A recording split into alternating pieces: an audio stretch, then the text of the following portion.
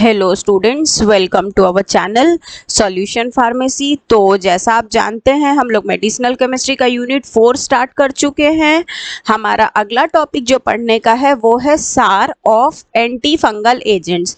हम जिस नोट्स से पढ़ा रहे हैं, अगर आपको ये नोट्स चाहिए हो तो प्लीज़ आप हमारा ऐप सॉल्यूशन फार्मेसी डाउनलोड कीजिए, वहाँ नोट्स अवेलेबल हैं।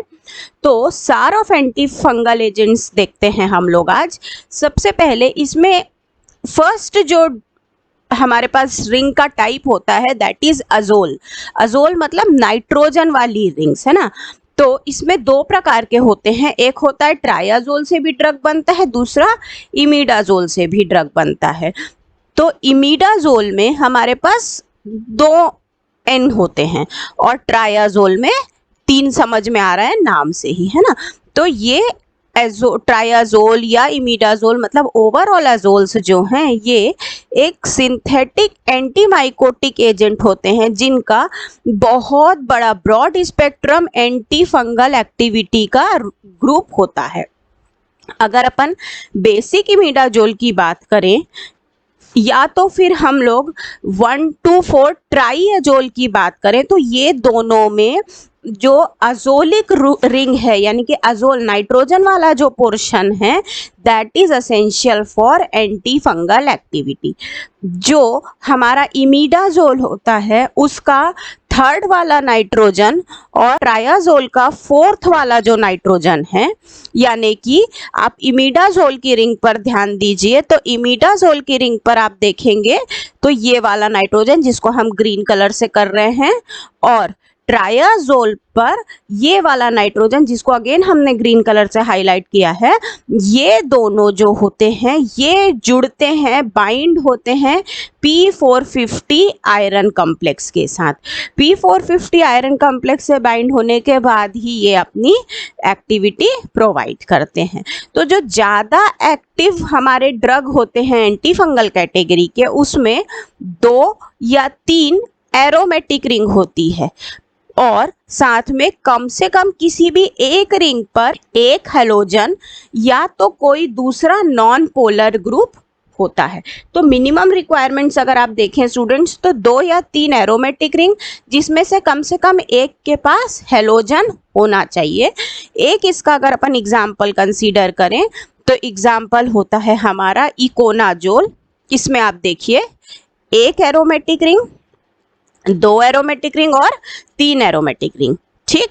फिर मिनिमम एक पर हेलोजन अटैच है, तो इस प्रकार से ये एक अच्छी रिंग बनी।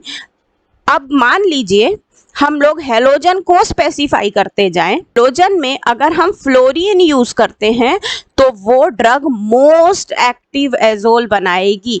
कोई सा भी हेलोजन वर्क करेगा, बट अगर फ्लोरीन आपने यूज किया तो उससे ज़्यादा बेटर कंपाउंड हमको मिलेगा।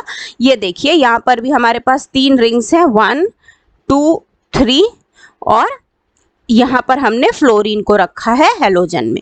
तो ये जो ड्रग बनता है ये ज़्यादा पोटेंट ड्रग होता है। अगर मान लीजिए हमने नाइट्रोजन की जगह किसी और ग्रुप के साथ सब्स्टिट्यूशन अटैच करा दिया तो फिर हमारा जो एजोल है वो इनएक्टिव ड्रग में कन्वर्ट हो जाएगा। नेक्स्ट कैटेगरी का एंटी फंगल एजेंट होता है दैट इज पॉलीइन। देखिए स्टूडेंट्स, पॉली मतलब होता है बहुत और ENE से यहाँ मतलब है डबल बॉन्ड का। तो बहुत सारे डबल बॉन्ड प्रेजेंट होंगे।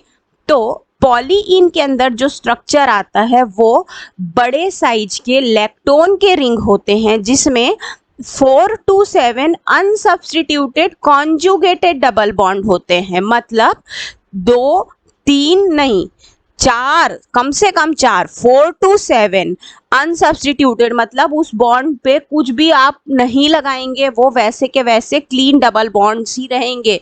वो भी कौन से, कॉन्जुगेटेड मतलब एक के बाद एक लगातार जुड़े हुए, यानी कि हम 4 टाइम्स ऐसे डबल बॉन्ड्स रखेंगे या 7 टाइम्स जो कि बिल्कुल कंटिन्यूस होंगे, उनके बीच में कोई भी तोड़ने की चीज़ नहीं होगी और साथ में कोई दूसरा सब्स्टिट्यूशन भी उसमें ऐड नहीं किया जाएगा। इस प्रकार के जो ड्रग बनते हैं वो हमारे पॉलीन एंटीफंगल कैटेगरी के अंदर आते हैं। तो जो मोर कॉन्जुगेटेड डबल बॉन्ड कैरी करते हैं वो drug more active and more toxic भी होते हैं।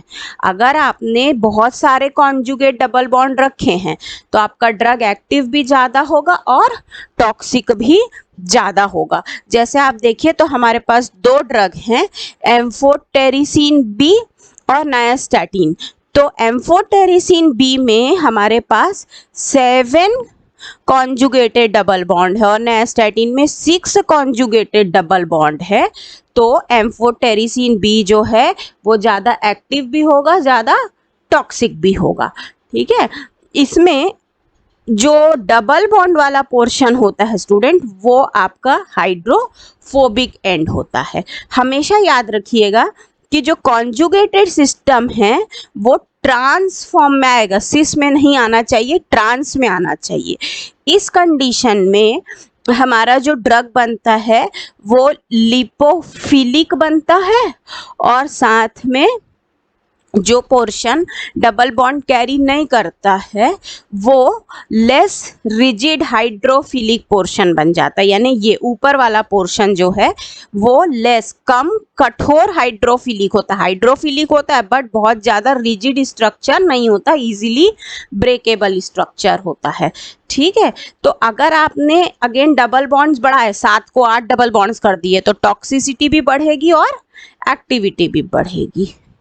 अब मान लीजिए हम लोगों को कुछ उसमें रिंग्स ऐड ऑन कराने हैं तो हम लोग क्या कर सकते हैं, हाइड्रोक्सी ग्रुप रख सकते हैं या तो फिर मैक्रोसाइक्लिक इलेक्ट्रॉन, बड़े साइज के इलेक्ट्रॉन्स रख सकते हैं जिसमें 12 से लेके 37 तक कार्बन रिंग्स हो सकते हैं। मतलब ये जो ऊपर वाला पोर्शन था यहाँ पर आप ये वाले, इसको हम ग्रीन कलर से हाईलाइट कर रहे हैं, इस पोर्शन में आप 12 से लेकर के 37 तक यहाँ पर कार्बन रिंग्स अटैच करवा सकते हैं। इसके बाद में स्टूडेंट जो थर्ड कैटेगरी है हमारी वो है ग्रीसोफल्विन। ग्रीसोफल्विन जो ड्रग होता है एंटी फंगल नेचर का, इसमें क्लोरीन से नंबरिंग शुरू किए हैं 1 2 3 4 5 6। एक नॉर्मल रिंग हो गई आपकी एरोमेटिक वाली और साथ में और एक 6 मेंबर्ड रिंग, ये दोनों अटैच शेयर्ड ऑक्सीजन और कार्बन से।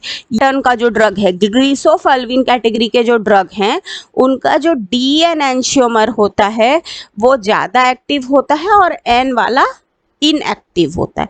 इस क्लोरीन को अगर हम लोग फ्लोरीन से रिप्लेस करा दें तो यहाँ पर एक्टिविटी पर कोई असर नहीं होगा, लेकिन अगर हम लोग इसी फ्लोरीन की जगह पर ब्रोमीन या तो हाइड्रोजन रखवा दें तो हमारी एक्टिविटी रिड्यूस हो जाएगी। मतलब अगर हेलोजन भी सब्स्टिट्यूट कराना है तो क्लोरीन से बदल के फ्लोरीन कराइए, ब्रोमीन नहीं कराएंगे और हाइड्रोजन भी नहीं कराएंगे अगर हमको एक्टिविटी रिड्यूस। सिमिलरली जो हमारा 5th वाला पोजीशन है यानी कि ये जो 5th पोजीशन है इसमें अगर हम लोग हेलोजन सब्स्टिट्यूट करा दे, क्लोरीन ब्रोमीन फ्लोरीन, तो इससे एंटी फंगल एक्टिविटी रिड्यूस हो जाएगी।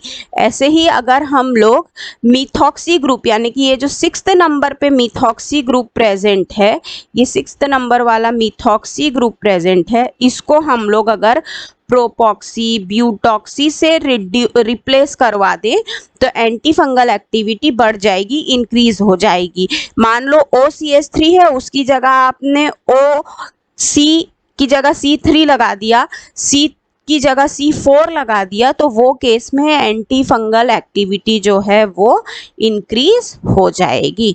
नेक्स्ट जो हमारा ड्रग कैटेगरी आता है दैट इज ब्यूटेनाफाइन। ये ब्यूटेनाफाइन कैटेगरी का जो ड्रग है एंटी फंगल एक्टिविटी देता है, ये बहुत ज़्यादा लिपोफिलिक होता है और इसका ड्यूरेशन ऑफ एक्शन बहुत लंबा होता है। ये जो एफिशिएंसी है वो इस बात पे डिपेंड करती है कि ये सेल मेम्ब्रेन के साथ कितना इंटरैक्ट हो रहा है। जितना ज़्यादा सेल मेम्ब्रेन से इंटरैक्ट होगा उतनी ज़्यादा एफिकेसी इसकी बढ़ जाएगी। तो ये था स्टूडेंट सार आपका एंटी फंगल कैटेगरी का।